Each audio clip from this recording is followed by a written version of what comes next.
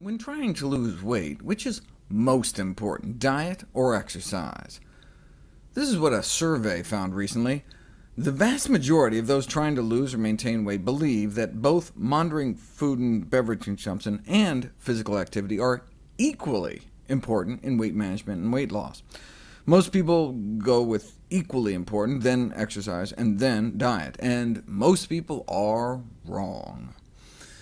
Identified as one of the most common misconceptions about obesity in this recent review, the confusion about the leverage of exercise on body weight. Unfortunately, the energy balance equation, calories in have to equal calories out, suggests that energy intake and energy expenditure occupy equivalent roles in determining energy balance, when in fact, the factors governing energy intakes influence the energy balance far more powerfully than the factors determining resting energy expenditures. What we put in our mouths is most important. For example, to walk off the calories found in a single pat of butter, you'd have to add an extra 700 yards to your stroll that evening. A quarter-mile jog for each sardine we put in our mouth, and that's just the edible part. And those who choose to eat 2 chicken legs better get out on their own 2 legs and run an extra 3 miles that day to outrun weight gain. And that's for steamed chicken, skin removed. By 2030, more than half our population may be clinically obese. Childhood obesity has tripled, and most of them will grow up to be overweight as well. The United States may be in the midst of raising the first generation since our nation's founding that will have a shorter predicted lifespan than that of the previous generation. The food industry blames inactivity. We just need to move more. But what is the role of exercise in the treatment of obesity? There is considerable debate in the medical literature today about whether physical activity has any role whatsoever in the epidemic of obesity that's swept the globe since the 80s.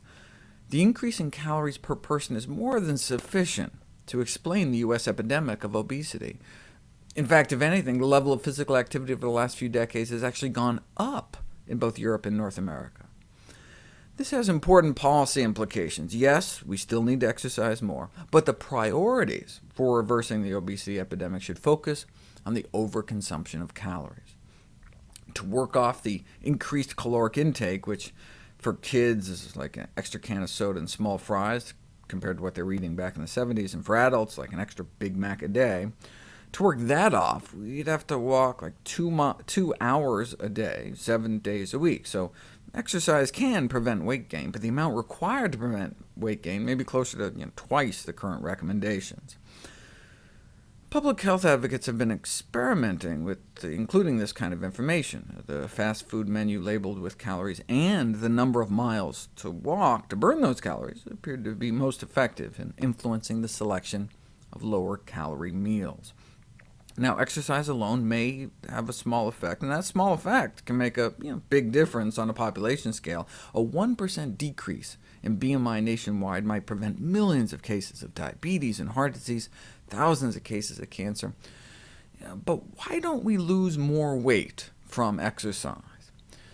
It may be because we're just not doing it enough. I mean, the small magnitude of weight loss observed from the majority of exercise interventions, where they make people exercise, may be primarily due to how low the doses are of the prescribed exercise.